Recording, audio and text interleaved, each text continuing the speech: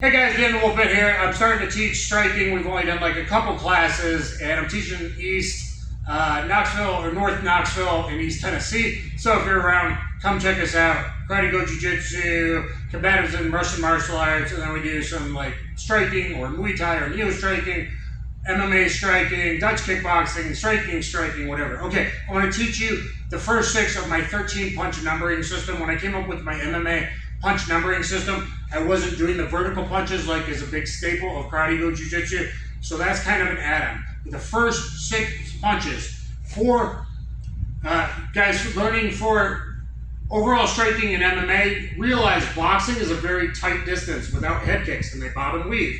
You don't do that really in kickboxing and MMA because you duck into head kicks. So even the way they throw hooks is differently, the distance is tight. Then you go to kickboxing.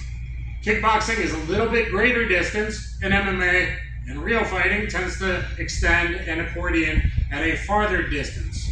So we throw longer uppercuts and hooks, extension-wise, than others. So anyway, a good wide stance when we're orthodox, a little more southpaw, a little more sideways when we're southpaw. So good wide, 2.5 to 3 feet, 2.5 to 3 feet, bent here, elbows in. I like to teach here, and then when you see me fighting, I like to open up my elbow and fight a little more like Chuck Liddell. Your ribs are exposed, but your liver's over here, so you can kind of do that when you know you're advanced and why you're doing it. But to begin with, I have people start with their hands here. So jab, cross, hook, hook, upper, upper. Those are the first 6 of the 13 punches. Now I'm just baby walking right now, and in reality you start moving more. You rubber band your hands like a bow and arrow, and you can start going in the background if you want. Jab, cross, hook, hook, upper, upper. Rubber band your hands back to your temple. Boxing is here with a big old glove. In reality, on the street, you don't have big old gloves. In Lethway, you don't have big old gloves. So you bring back to your temple because there's elbows and head kicks. It's not just boxing. And then if you're tired, at least your elbows should be dropping on your ribs when you're gassed out, so your hands are still up versus guys that flare their elbows, telegraph their punches, and then when they get tired, they can't even keep their hands up. Here. So they rubber band. One goes out, one comes back. Jab, cross, hook, hook, upper, upper. The reason I hook like this, longer than a boxer in tight, boxing they bob and weave, that's to avoid the 5th metacarpal boxing break. I like this because even if you hit on the neck, the pressure points of the jaw, behind the ear, this all works. Jab, cross, hook, hook, upper, upper. That's 1, 2, 3, 4, 5, 6.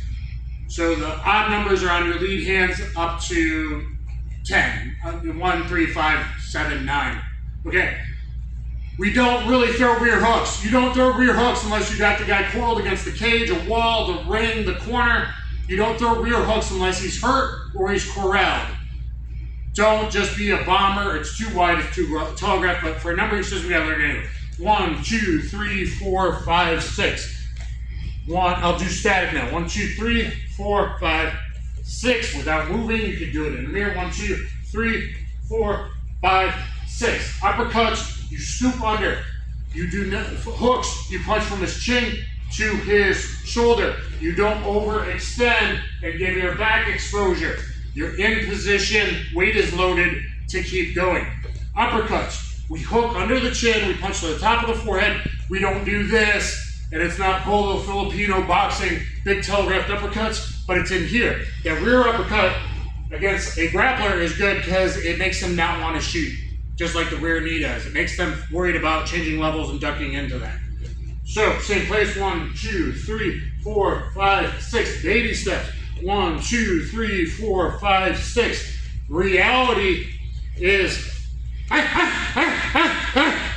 I leap forward on the 3 like Mike Tyson, not up in the air, but I shuffle forward so my body weight is behind every strike. Well, what if he wasn't that far away? I always fought 6'2" to 6'4" light heavyweight UFC champions and 6'8" Tim Sylvia when he was, heavyweights. Huge, tall guys. I'm short with very short arms. Mike Tyson, short for a heavyweight boxer. So you gotta leap in. And even if the guy was tighter, make sure you get my feet right here. Even if the guy was tighter, I do a little hop. So even here, it's a little pop. Even if it was in tight, even if it was tight boxing, boom, it's still almost not noticeable, but that gets your weight shifting, not up, but in, you get your body weight behind the strike. 1, 2, 3, 4, 5, 6. 1, 2, 3, 4, 5, 6. Reality. Go hard now. Reality, hands up by your temples. We're closing. I don't care about your feet right now. Look at my hands, my head. 1, 2, 3, 4, 5, 6. Scoop them. Bam. Okay. 1, 2, 3, 4, 5, 6. You can move backwards. 1, 2, 3, 4, 5, 6. Now reality moving forward at camera. Again, I don't really throw that 4 unless he's hurt. Unless he's hurt and you're bobbing on the ribs and then coming up to the head. One more this way angle. 1, 2, 3, 4, 5, 6. One more time. There's 1 through 6 of my 13 punch MMA punch numbering system. Hope you guys liked it. Let me know what you think in the comments down below. Thanks, everybody.